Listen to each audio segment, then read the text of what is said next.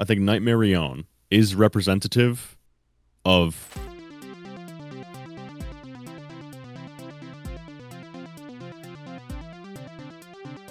Ladies, gentlemen, and those with the good sense to do away with the whole notion, I welcome you to the premier audio medium for all your Fazbear entertainment needs, the Freddy Fazbear Pizza Podcast.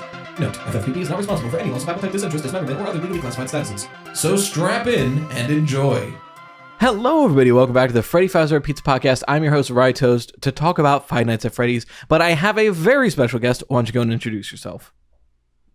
Hi there. My name is T Dreads. You may know me as the creator of the best theories ever made, GodDavid and Schedule Theory. True. I mean, if you're a fan of the channel, you've seen literally a couple days ago, I just did a video on Schedule Theory, but we're not quite here to talk about that today because, you know, a lot of you have heard Schedule Theory, kind of know what that's about. I'm assuming many of you are looking at my emails and looking at some of the suggested know about GodDavid theory, but we are here specifically today to talk about GodDavid.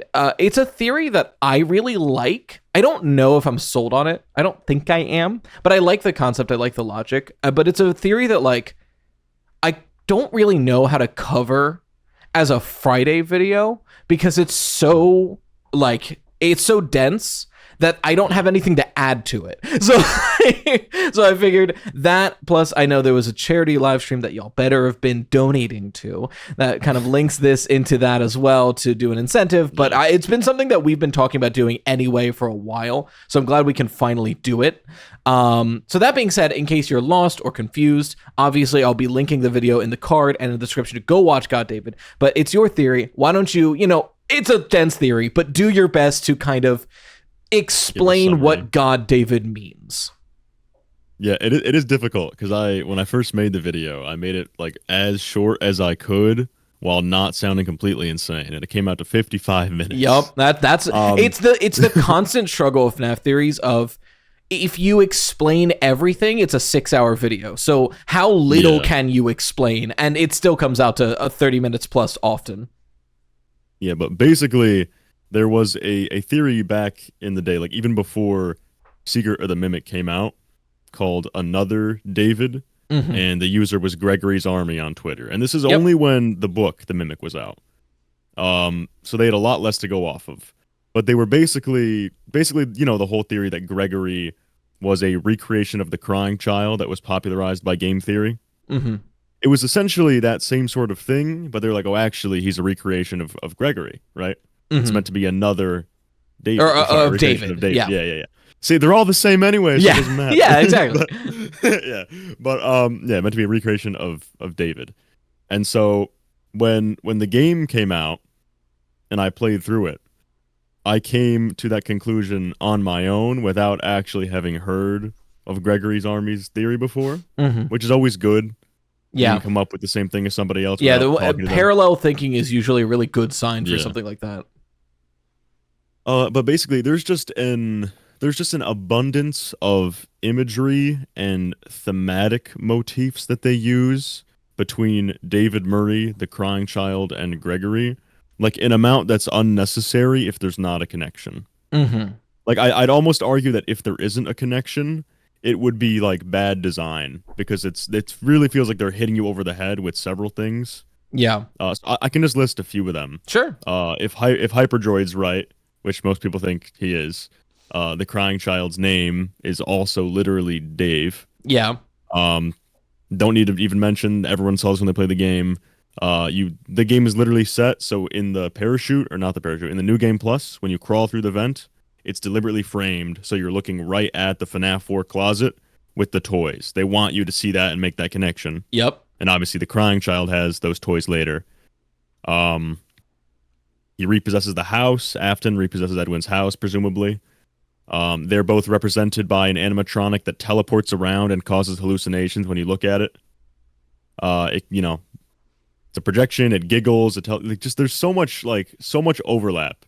And then obviously design-wise, and one of the only canon illustrations we have of the crying child, he matches Gregory. So then you get into all the connections between the crying child and Gregory, which MatPat and everyone's made like 90 videos on.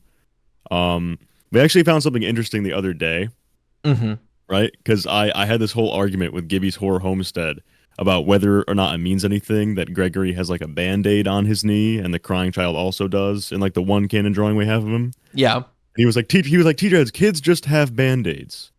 In Ruin, when you see the cardboard cutouts of Gregory and Cassie, which is presumably before he's glitch trapified or whatever, he doesn't have the band-aid. It's only after it's only after he's ensnared by the mimic AI that he actually has that adopted as part of his appearance. I will say for that specifically, I think there's my pushback would be I think those cardboard cutouts are post glitch trap, but that's up to interpretation. That depends on if you think Cassie's birthday was sabotaged or it was genuinely a good moment, right? And that's something that we don't have a lot of evidence either way. It's more interpretation based there. So and again, I wouldn't say it's necessarily pushback. It would be that's my one like I see where you're going from, and then it's a matter of it's an interesting design choice to change between those two. Yeah. So you think I didn't mean to cut you off. I just while we were on that, I didn't want to forget that point. Okay. Yeah. And then obviously, Patient 46 tapes have a bunch of stuff. Wearing a mask to get away with things. But particularly, it relates to Moon.exe, which that connection's a little shakier now because as the community has developed, they're thinking, okay, Moon.exe is specifically just an AI learning to be David. So it's not really David exactly. But I guess you could say that if the AIs learn to be David and then is in Gregory's head, that it's, yeah, it's the argument of the difference between a spirit pretending, a spirit of AI, somebody, or an AI pretending to be that spirit anyway. Yeah, and then obviously, as for the mechanism of how all this would work, I have the books over and over again. You have, mind swapping. The Monty Within is literally like half an AI, half a human sharing the same brain. Even in Help Wanted, Vanessa gets digitally consciousness swapped. And I think, I don't know if Gregory, does it say somewhere that Gregory played Help Wanted or no? Is that in one of the books? So, no. Basically, as far as we're aware, it does seem like, especially with Escape the Pizzaplex, with GGY, it seems very, very likely that at some point he was under the control of Glitch Trap. We're never told exactly how it happens. The closest we get is the end of Help Wanted. We get that back and forth with Vanessa and herself, where she's like, I found one. It will be fun, or something like either. I found one was end of Help Wanted, or it was the teaser before Security Breach. But there was at some point where I found one, so it's like okay, she's targeted Gregory. Is the thinking there? Oh, and then Balloon World. I wanted to mention, which is Balloon World is crazy. Sun's room, in Sun's room, and then you play through it. You play through the game, and when you glitch all the way through it, Eclipse comes up to the screen and says good night. Which, in my mind, since we know that Sun represents Fiona and Moon represents Edwin, the combination of that would be Eclipse, and the combination of them would be David. So David coming up to the screen and saying good night in a game that's in Gregory's hideout, to me, that felt like okay, he's pushing him into the background. Yeah, I do kind of. I've for a while agreed that like. Even before Secret of the Mimic, the idea of Balloon World either being the mechanism that Gregory was turned with or something that is keeping him locked away, similar to how Princess Quest is likely keeping Vanessa locked away. For sure, yeah. And I guess I'll get into that note later. I wanted to say something about Princess Quest. But yeah, for the crying child, the mechanism for how like that would happen, I don't have one yet. My entire idea, though, is just that you have Gregory having so many connections to David, but then Gregory also has so many connections to the crying child, so to just take the crying child and throw him away, like, oh, that doesn't mean anything, even though they're clearly, I don't think MatPat was crazy. They're clearly designed to be similar. To the point where all three of them have that language, you're broken, used when talking about them. Glamrock Freddy, I feel you are broken, something's wrong. Obviously, the crying child, and then the story time. When you finish the story time ending, fix what is broken is the name of the achievement. I think not only that, but I think I might be wrong. I'd have to double check it. I think in Moon.exe, when you first enter the factory after you put together the Sun Moon figurine in the cave, right? You speak to Mr. Helpful. I believe he says, "You are broken. You are now two parts Sun and Moon." Something along those lines. I'll get the exact line. All right, Jarvis, I'm fact checking it. See, Mr. Helpful.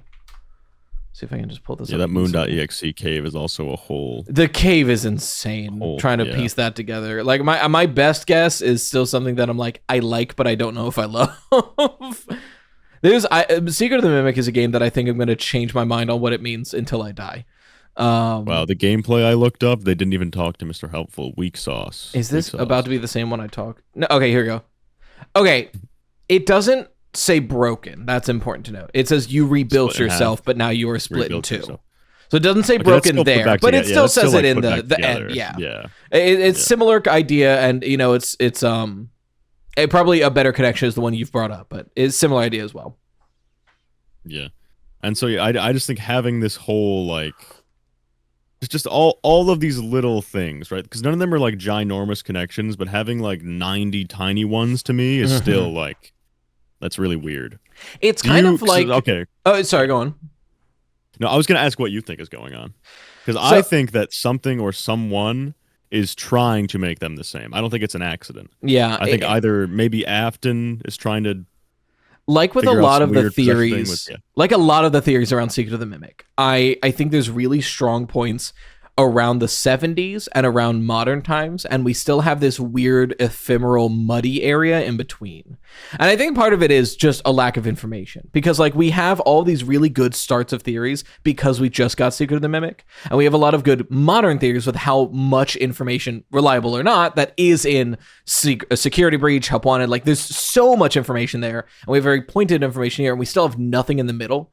So every theory, the theories I've made, the theories I've heard, it's like really strong beginning, really strong finish, and then something in the middle that you gotta have to get to, literally, and that 70-year gap, right? And that's where I'm kind of at with GodDavid, where I think it's inarguable that there are connections between the Mimic and Gregory. It is inarguable that the Mimic is in some way trying to recapture something, whether that's if you want to argue it's Afton influence, then trying to remake the Aftons, and then there's that connection there where the blah blah blah, you know what I mean there. But the idea that the Mimic is trying to create something out of its copy, likely David with the connections of Gregory and David. I mean, the tree connection alone is so on the nose.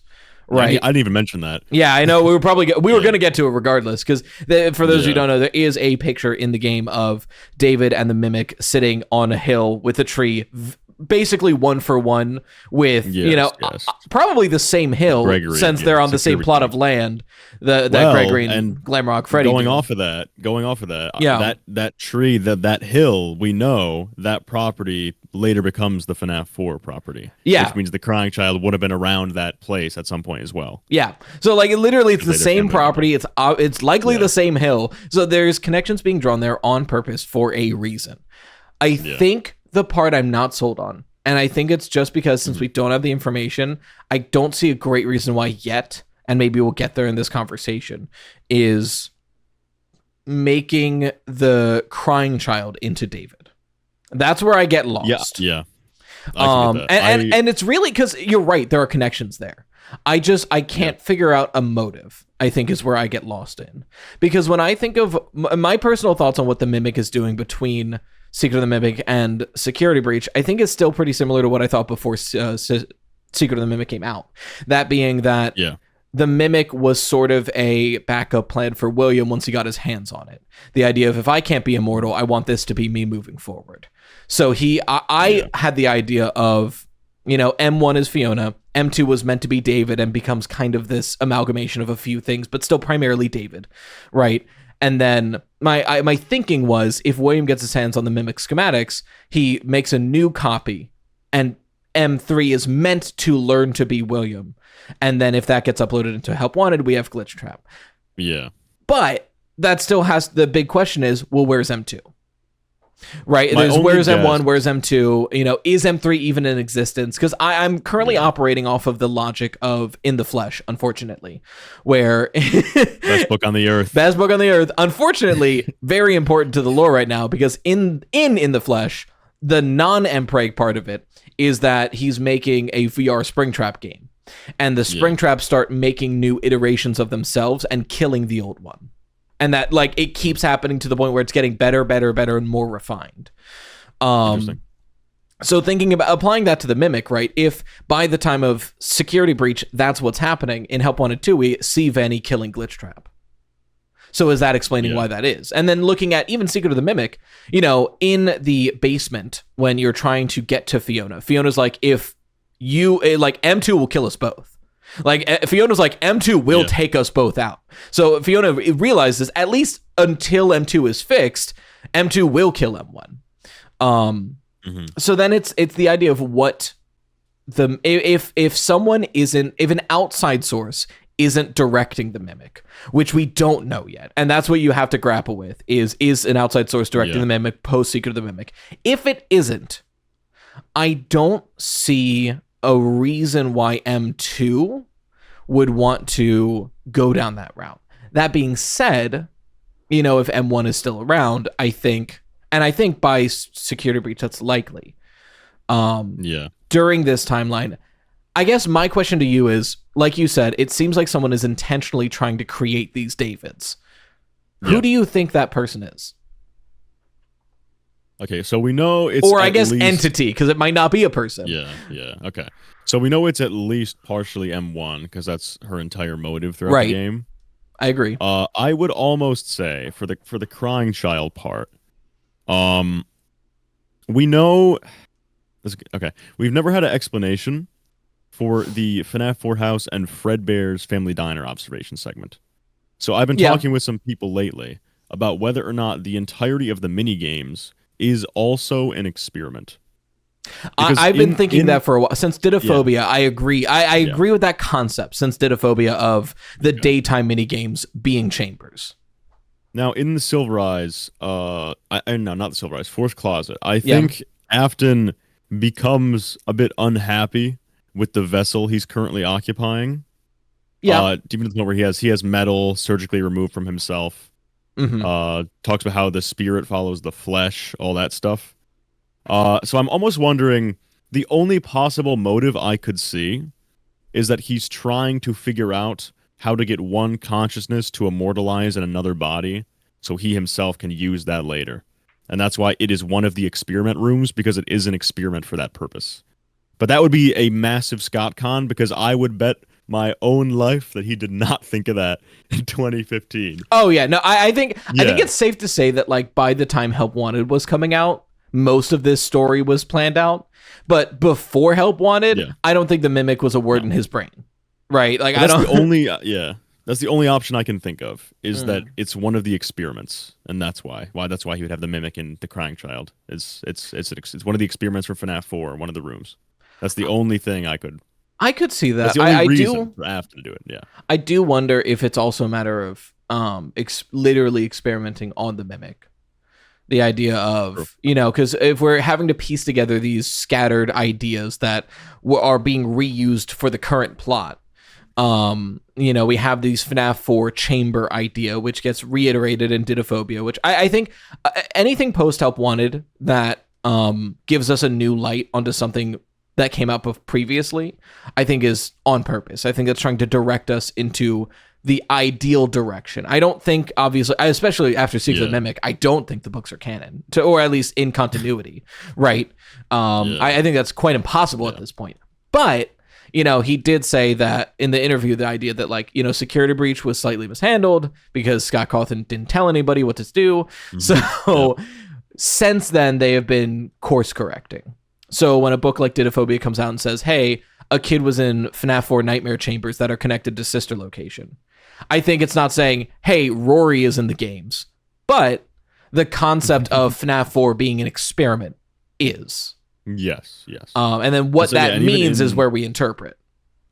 Yeah, I was going to say, even in the Silver Eyes trilogy, obviously the Mimic is a parallel to the Charlie, the Charlies that Henry builds. Yeah. And in that trilogy, you have Afton deliberately stealing that technology because he's so amazed by it, and then he studies it and experiments on it. So I would be, especially that we know that he, you know, I'm assuming he's being dishonest. I'm assuming he is going to repossess the house because we literally see it later. Yeah, I mean, or it's just a matter of once Edwin stops returning phone calls, it's like, well, it's mine now. Like, eventually he gets his hands on there. Yeah, and the F10N4 computer is literally in his basement, a space that we know he will use for sister location. Yep. So the idea that he does not find M1 is insane to me. He's absolutely going to find F10N4 at some point. Yeah, it's a question of well, I will say, speaking of F10N4, are you in the belief that there are two Mexus consoles? Because I think I am. It would be weird if they weren't, because someone would have had to spray paint over the... Right? It's that, and there's the like experimental storage 2 and mechanical X-Form experimental storage 1, which to me is just the game didn't want to reveal what experimental storage was that early, right? Because that's you get that right before the normal playthrough, before post game. I've heard the theory a lot recently that Afton actually makes the Mexus Rabbit to keep the Mimic in check. But I don't know, because I feel like Cradle would be the rabbit. I feel like Cradle I think Cradle is. I agree with you, especially in the idea that I forget when I think I was talking about this on something that got recorded that's not out yet that y'all can see when it comes out. But I talked about the idea that like the rabbit of Mexus only goes after you when wearing the mask, which has the Mimic in it. Which to me is saying that, like, you know, if the Mexus entity is Cradle, then it's the Mimic's out. Let me go get him. Right, and maybe that's what's happening when we activate Cradle.exe in the second ending. That like in the Mimic's vision, in the corner of it, he sees Cradle coming after him. You know, I don't know. It's something, and maybe that's why we leave. I don't know. But to kind of refocus on this, too many Davids. So I am curious. You know, a theory name is often a bit. Why GodDavid? I knew it sounded so outrageous that people would talk about it. That's the same reason it's called 14 Theory and not Locker Theory. That's fair. Just the name is It's reminiscent of Dead God Theory, which is like frankly, and no hate to Dead God Theory, the most blasé obvious thing that's being hyped up. Because it sounds cool to say Dead God Theory. Like, yeah, of course they all kind of worship the Mimic. That's the point. Like, yeah, so fair. I think because when I first watched it, I was like, okay, so it's too many Davids Theory. but GodDavid is one catchier and two more dramatic, so that's fair. I guess it's because he is a prevalence throughout the time, you know. Yeah, he's kind of like overreaching. He's omnipotent. He's the first and the last. Yeah. David, and now he's still here. He's the been first, here the whole interesting. time. So you're saying, the official stance is that David is Withered Chica, is what I'm hearing. Since Withered Chica was the first and she saw everything. And I have seen him, the one you shouldn't have killed. I have seen him. Chica was at Marie's costume manor. David's the one you shouldn't have killed. You know, that is kind of funny to think about, you know, connecting I was the first, I saw everything to Chica's Party World predating Freddy's. But in that idea, you know, David would have seen Chica a lot. So I do wonder. No, that's a real theory. Unwithered Truth I don't know if he believes it, but he is strongly considering. He's strongly considering David being the one you shouldn't have killed. One of my issues with a lot of David possession theories is I don't see any reason for him to be aggressive as a spirit. You know, like, I think for all intents and purposes, he's 5, first of all. and then the second part of it is like he's neglected. But, you know, it seems like unless people are arguing that it's a FNAF movie situation of William yoinks him and does like experiments and kills him horribly. It seems like he either died in an accident or got hit by a car. Like, so I could see his spirit lingering. I don't see him being an aggressive spirit, which is why I kind of wince at M2 being possessed by David. You know, I see more of M2 being, even if the violence needs to be explained. And yes, it learns violence from Edwin Shore and maybe gets agony from that as well. But it keeps going back to like, well, at the end of the day, even the MCI victims were murdered. You know, yeah. If I had to put a label on the, and there's another YouTuber called Fazbear Entertainment, not the company, that YouTuber, but they think that that it's literally the soul of David and Fiona in their respective mimics. I think it's the exact same thing that happens in the Silver Eyes, where it's just an agony memory of the person. So I Edwin himself, when making M2, his agony and grief over David is what makes it act like David. I could see that. And that kind of also explains why, like, it's not as accurate to David as possible because, how much of David does Edwin remember? Dude spent like 5 minutes with him. He never talked to him. Yeah, it's like at least Fiona was a little more accurate, and even then, not great. Now I see what you mean there. So to sum up the intent behind GodDavid, it would for Crying Child, it would be that William Afton is behind the intent for that. What happens when we get to Gregory then? Who is the intent behind Gregory?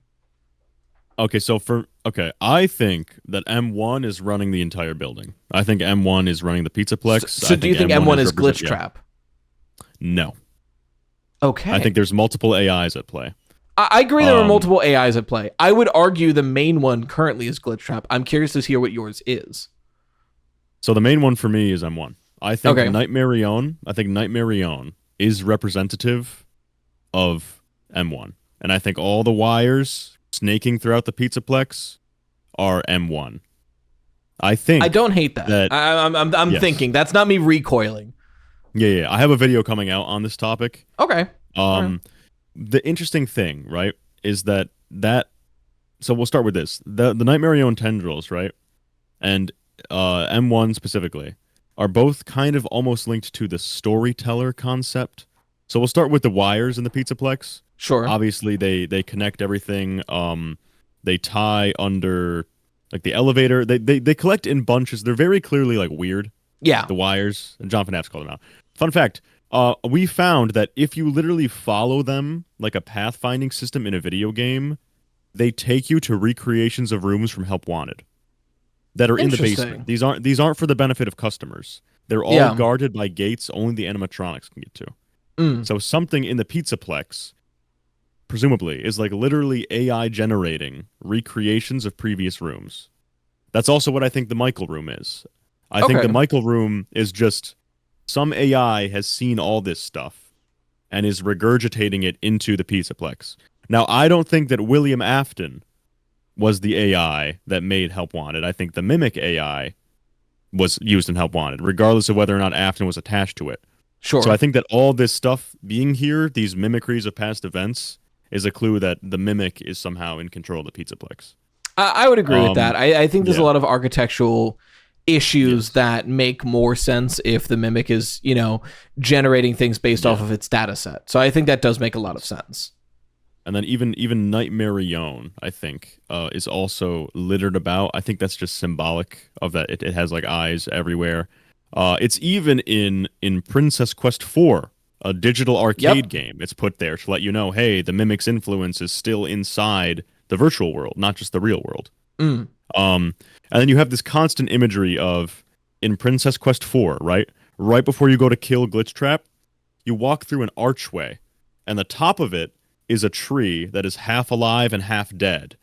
Down the sides are two pillars with masks of the puppet that have black agony swirling down around them. So to me, that's, okay, Nightmarion tree. There you go. And then also in Princess Quest 1, there's like literally a random chance spawn that a giant tree can come out of the floor. And then... and FNAF World. When you talk to Nightmarion, he says, my code's being recycled for a spin-off game. And then when you enter his minigame, it plops you on a screensaver that is just one tree on a hill.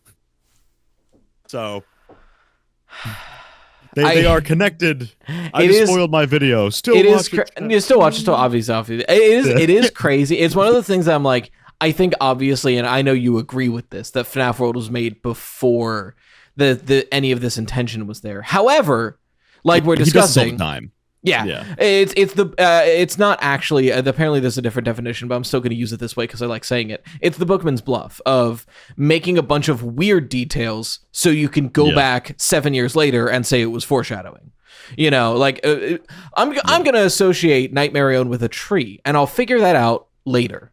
And maybe this is him figuring that out now. I think it's then interesting if we're considering FNAF 4 experiments connected to sister location, right? Because they are connected physically, those rooms. I think it is interesting that to get to the room where we destroy Glitch Trap, we take the sister location elevator, which is something that's interesting. It's always stood out to me, and I think it's not even to me. That's moon on the moon. Yeah, moon being the crane that plucks Glitch Trap. I wonder if, and I've had this idea that that's not destroying the Mimic, it's cleansing the Mimic of William's influence. And I wonder if we are in this era where M1 is still trying to fix M2. And, Vanny would be M3 or M4 at this point. Gregory is probably M5 at this point. If we're doing the logic of a copy of my code gets the next number, right? Then the idea that we are returning to where these experiments were done by William to remove William's influence from them to better get back to David, I think a lot of this does line up in an interesting way. One more note on the two AIs thing, right? Yeah. Because I think one of the things at play is Afton. One of the things at play is like M1, F10, F4, whatever. The daycare, underneath where they're trained, the endoskeletons. Yes, At the very end of it. Well, actually, throughout it, you have these sets of illustrations of kids and the endos, and they contradict each other. So, like I said, I think the Mimic is the thing that actually helped to build the Pizzaplex. So the base illustrations, I think, are the work of M1's plans, schematics, whatever, right?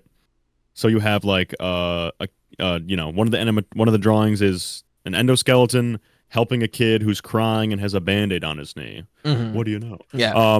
And that one is generated, and then there's purple spray paint over it. That's an X. It's like, okay, that's not according to his will, right?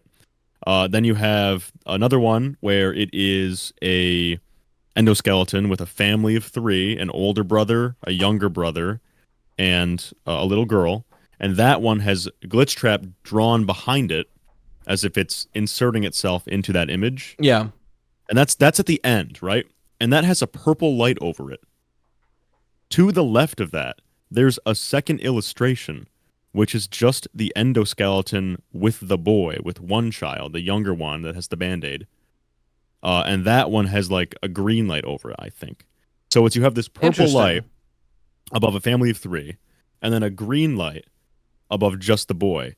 And the funny part is, the young boy in both of those illustrations is the same one. Interesting. What could So I was gonna say, is that just one of those things where it's like kind of in the ether, or does that draw you to anything? I think it's interesting that the kid is the same. I think that having the essence of Afton being depicted by purple spray paint as separate from the actual endo implies that Afton essence is something else. Yeah. So I think the Mimic AI is its own thing, and I think that the way Afton is influencing it, if he's present at all through agony or his actual spirit, whatever, I think that's separate from M1 itself. I don't think Afton's influence is baked into M1. But I think having those drawings right next to each other and having them color-coded with different colors, because, purple and green have been going on for, oh yeah, a long time. Mexis' jump scare, purple and green. SecurityBreachTV.com, purple and green. So I think my current working theory is that is the war between Fiona's influence and Afton's influence. Yeah, I could definitely see that idea of Fiona leaning on William for assistance now, especially since Edwin is gone. She needs a human to do some of this.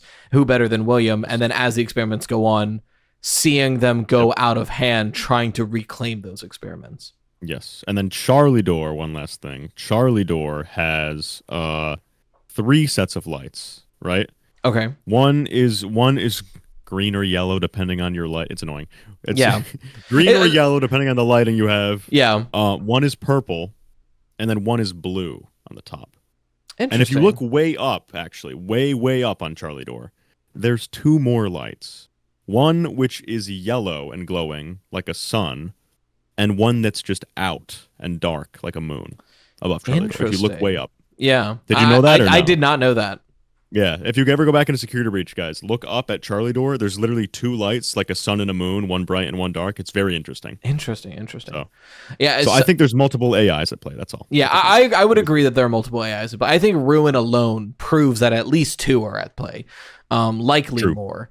Because I do think it's very clear that, you know, Grimmick and Helpy are two different entities. The argument alone solidified that for me. The question is then, what are they, right? Like, that's the big question of, there seem to be multiple AIs that play, what are they? So if you, so if, just so I know I'm understanding you correctly, your argument right now is that M1 is kind of the major controller, and then there is this other glitch trap that is maybe the Afton influence on a separate AI that is kind of butting heads at this Pizzaplex. Yes, I think Afton has less power in the Pizzaplex than Fiona does. I think that's fair to say too, especially considering we see glitch trap like physically manifest on a screen or two, versus there's this overarching AI throughout the entirety of the Pizzaplex. The wires are everywhere. Yeah, I think that's fair to say. I guess my question would be,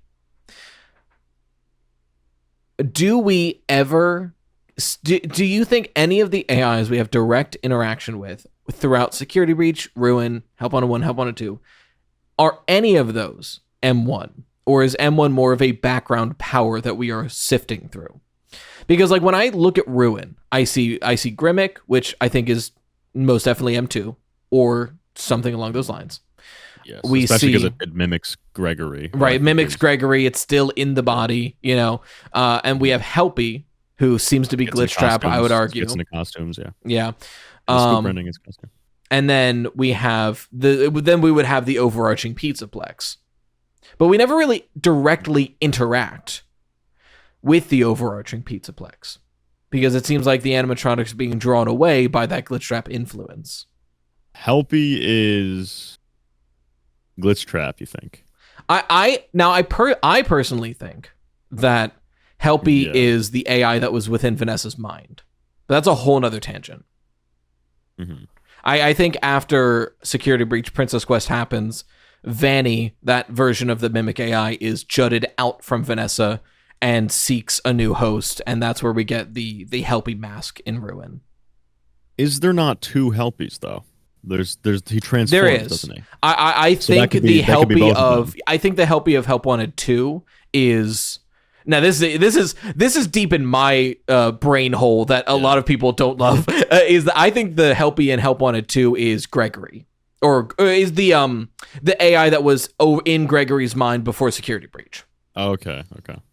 I because, can see that being now that might change post Secret of the Mimic, because this was all pre Secret of the Mimic theories that kind of threw a wrench into all of the AI talk.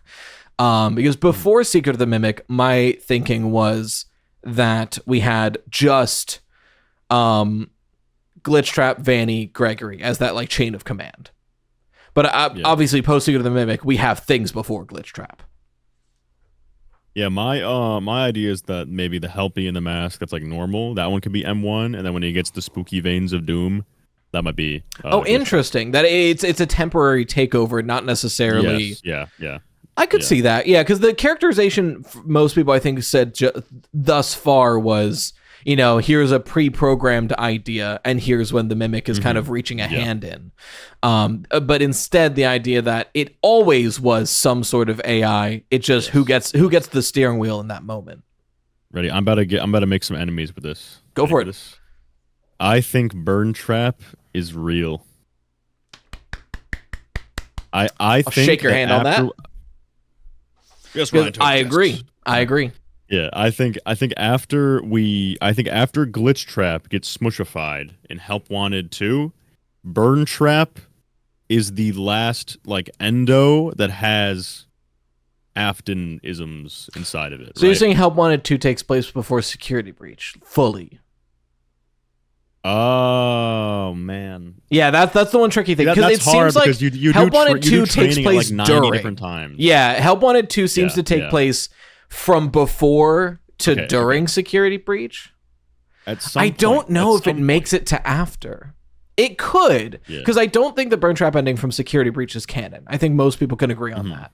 But I think he exists. I agree. I think he also, because I think it's the idea of like, if this, I often take the multiple endings as possibilities.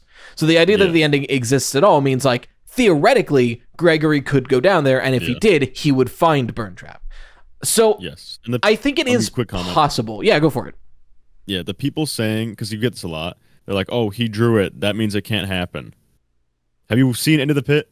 Yeah. I mean, not only that, but my Yeah. counter argument is Yeah. always that the blob is in that same drawing, and we see it in Ruin Yeah, before we Cassie gets know the it mask. exists. We know for the first like True. 10 minutes of Ruin is possibly the most direct, real information we have in the entire series, because it's a random human before she interacts with any weird stuff. You know, even Ralph, I've heard people argue that even Arnold, I've heard people argue that some of the weirder things in there are because he's sleep deprived. So like, the blob existing is one of the few facts for sure that we know, and he's in the same drawing. So I would argue that that the Burn Trap ending didn't happen, but I would argue that drawing is Gregory trying to remember what happened when he was under the control of an AI. I think that that's what makes the most sense to me. Yes. I'd say at some point we're probably going to wind up. My prediction, though, is since Glitch Trap is dead at some point, I think Burn Trap will be the last thing in the Pizzaplex that contains the agony or memory of William Afton. So I think William Afton is there in that one endoskeleton at some point. And that'll be like the final boss or something. We'll see. Yeah, because I think it leans on the Fazbear Frights mid-climax of the epilogues. Mid in placement, not in... the mid-climax is the real finale, which is like a fist fight in a living room. But the mid-climax is when, you know, they've collected all of Andrew's agony, finding out that actually that was also William, primarily William's agony. And suddenly, this big pile of trash that has been collected forms around the remaining consciousness of William Afton. And he even, cheesy theater kid as he always is, says, "I am the agony," right? And he forms this huge rabbit out of it. I'd been thinking for a while that Burn Trap was, you know, the remains of Scrap Trap. It's not a hard assumption to make. And whatever is still in there, if it's Remnant, if it's Agony, what have you, right? When the Mimic is doing whatever it's doing down there, that was kind of like a possible body to inhabit. It was left aside, left in a charger. We'll get to it when we get to it. And then whenever the blob escapes, we see in the Burn Trap ending, which didn't happen as it happened, but is a thing that could happen. The blob sees Burn Trap, scoops it up, leaves. Yes. I'm thinking, and I think you're agreeing in this, that, you know, the idea of if the blob is taking that last remnant of William, whether or not it's to torture it, to destroy it, to do whatever, once absorbed into that blob, there's one dominant consciousness that will take it over. And I think that would be William Afton. Yeah. And then kind of going to you, that idea of that final boss that we now have to take down, the last remnant of William took over the last of the agony of the victims. The Blobany. I know I led to the Forgotten Tangle, and you know, as I said it, I was like, I like how it sounds, and then immediately after, I'm like, that's way too long of a name. Yeah, called the FT. The FT. FT. So let me lay down, because we're getting kind of close to the latter half of this episode. I've probably passed it at this point, looking at the time. Let me just so we don't get too lost in the sauce here. If I understand you correctly, and correct me if I say anything, I don't want to misconstrue anything. I want to get this in my brain correctly, because obviously I watched the video, but I, you know, kind of in theories morph as we breathe. So I want to get your full take here. Is that obviously M1 is trying to turn M2 into David. Obviously that is true. That's just the games, right? William at some point gets his hands on involved in all of this. Are you saying that Dave, the crying child, was meant to be turned into David by William via experiments? Not physically, obviously, but seeing if a consciousness of someone could be implemented into a human being like a child? If I am on the right track and there is a connection that's intentional between all of them, then yes, because I don't see what else it could be. The only other theory regarding that is Fate Fiona by Gibby's Horror Homestead, which is that it's just the field. So when they move in, when they move in, Afton is like compelled to have his son live a similar life to. Yeah, the there one is that David whole lived, so, Fazbear the Frights brings up memory, that field like 4 times and never really gets into like why. I think it's just something that's got likes. But yeah, that's fair. I could see that. But we know the crying child is clearly traumatized by something. We know that he's probably named Dave. Also, 50-minute video worth of connections. Blah blah blah blah. Yeah. We know in the novels that parallel the Mimic, Afton steals technology and experiments with it to learn more about, I don't know, remnant possession, something. Yeah.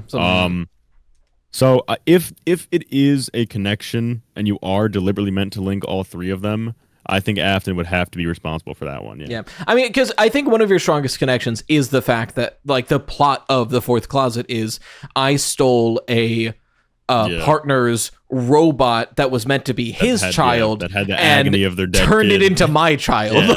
Yeah. Like, that is pretty, but I would say that the interesting thing about it is that in the Fourth Closet, which again, different story, but you know, there's echoes.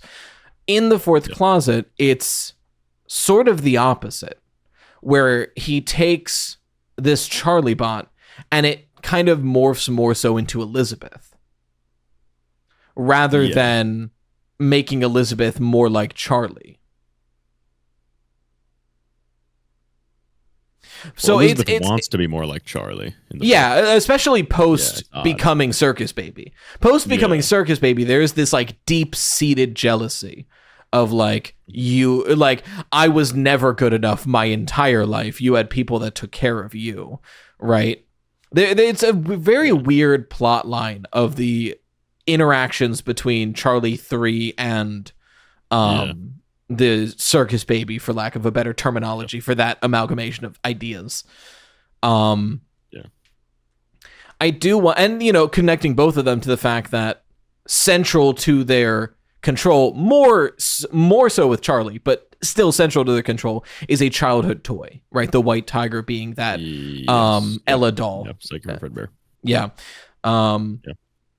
I wonder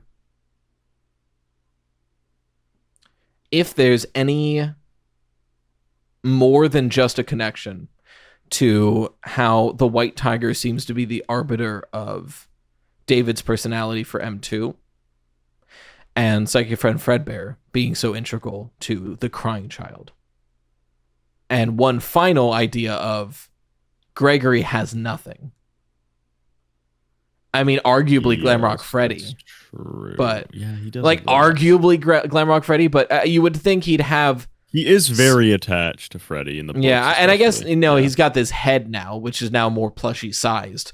You know, because I do like the idea that Vanessa, Gregory, and Freddy's head are this like ragtag team of we have to fix what's going on now. Yeah. What do you think? In your GodDavid timeline here, where do you think the series goes? What do you think the next? Obviously, who knows if we're going to get a Secret of the Mimic DLC or another past game? But the next chronological game, what do you think that's doing?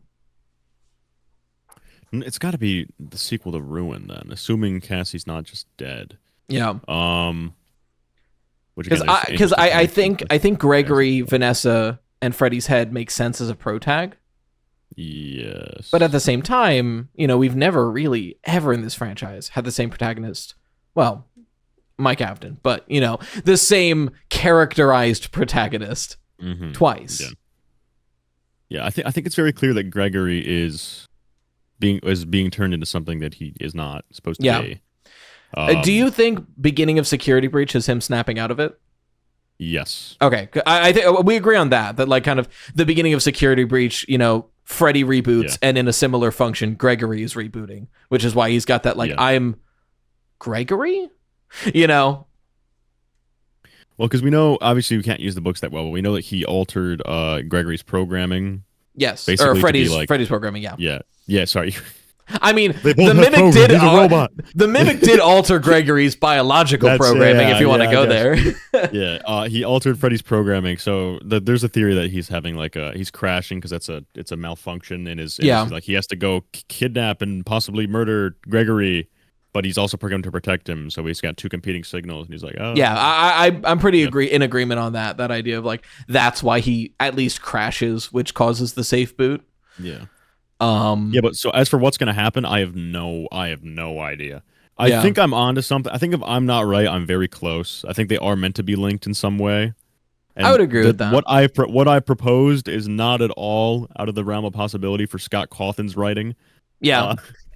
So, but I have no clue what he could possibly be doing with it. Yeah, it's one of But those yeah. things where like M1's presence is so interconnected of Secret of the Mimic and so Yeah. understated in Security Breach, which makes Yeah, me and I wonder mean- if M1 would come back for that like final climax. Because to me, There's this no way she just disappears. Exactly. gotta Like, something needs they gotta to both happen. Be part of them. They got to both be part of the Pizzaplex. I think M2's in the basement, but it Mhm. would be weird for M1 to be so driven to bring back David, so driven, and then just like disappears. And just so I stops doing it. do wonder if that's kind of the war there is M1 is driven to make M2 into David. And the followers are driven to make M2 into William. And that's the That's war. interesting. Is everyone's trying to interesting, turn M2 into something. Which I think the central character arc we see in Secret of the Mimic and even a little bit in Ruin now is that M2 doesn't want either.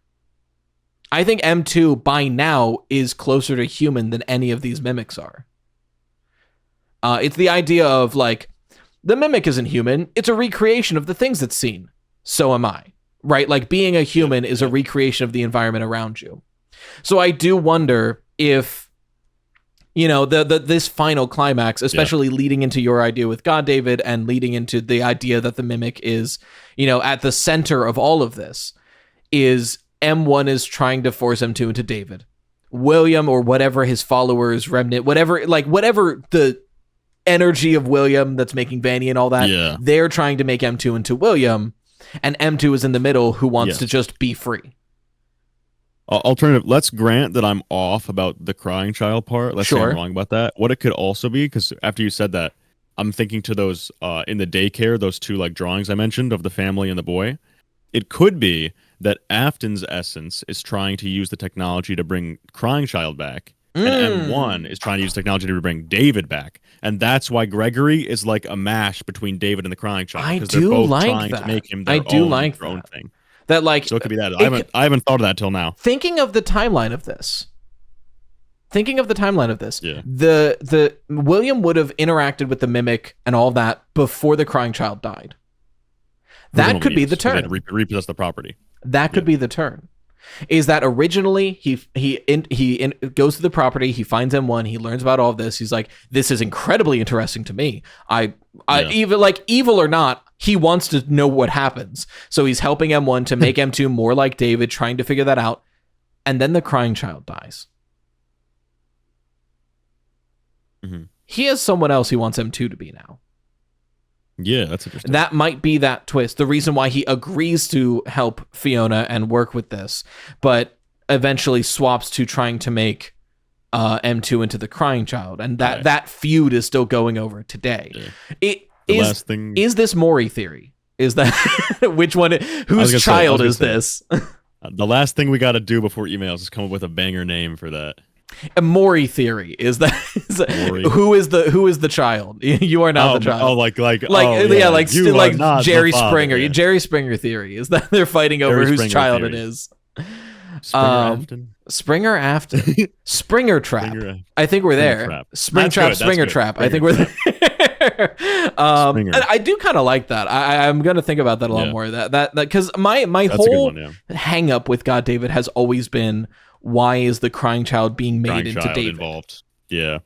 But if it's the flip that, like, you know, now it's this current war of, I want M2 to be David, I want M2 to be... I want my son. But then it still comes into, why the hell did he name his kid Dave and have him in the same room? Why does he look like him, have the same toys, and have the same type of possession that projects... That is still weird. I don't have a good explanation for it, so at least you offer an explanation for that. My explanation is, I don't know, and moving on. So so the fact that GodDavid presents an explanation for that, I think, is worthwhile. That's interesting. That's something to think about. I might message you later. But you know what? We are reaching time, and usually we do questions, but this is a good conversation that filled up the whole block, and I need to go think about what we just talked about. So, T-Treads, what are you working on? Where can they find you? All right, so You can find me on the channel T-Dreads, believe it or not. Go figure. Next week, I should have an epic video coming out called 5 Security Breach Mysteries Solved by Secret of the Mimic. Hell yeah. Where I will elaborate on my concept of the Mimic Fiona Wires of Doom. So that'll be pretty fun. Hell yeah. Are you joining me in the weekly FNAF content grind? It drains you. It makes you age. I'm only 18 and I look like this already now. GodDavid got me enough money to hire an editor for a few videos. So when I'm starting the college semester back up, I should be able to get some stuff out fairly regularly. I mean, the rule is always consistency over frequency. So as long as it's the same time, roughly, you know. Yeah. So, but that's about it from me. I appreciate coming on today. Yeah. No, it's one of the things we've been talking about, you know, a little behind the scenes. Every podcast episode would have a guest if I was better at time management and reaching out to people. So this is something that's been in the works for a while, is that for the longest time, I'm like, I want to get you on the podcast. I'm just recording these at like 1 a.m. the day before they're due. So I'm glad we finally, you know, reasons or not, I'm glad we finally could make this happen. And obviously, we're going to have you back on at some point in the future. At some point, yeah. After GodDavid gets confirmed true. Exactly. Then we'll do the run back. I mean, hell, we got plenty to talk about with schedule theory. We didn't even get to that. So there you go. Oh god. So thank you for watching the Freddy Fazbear Pizza Podcast, where the pizza abilities are endless. We hope to enjoy your future patronage. Bye-bye for now.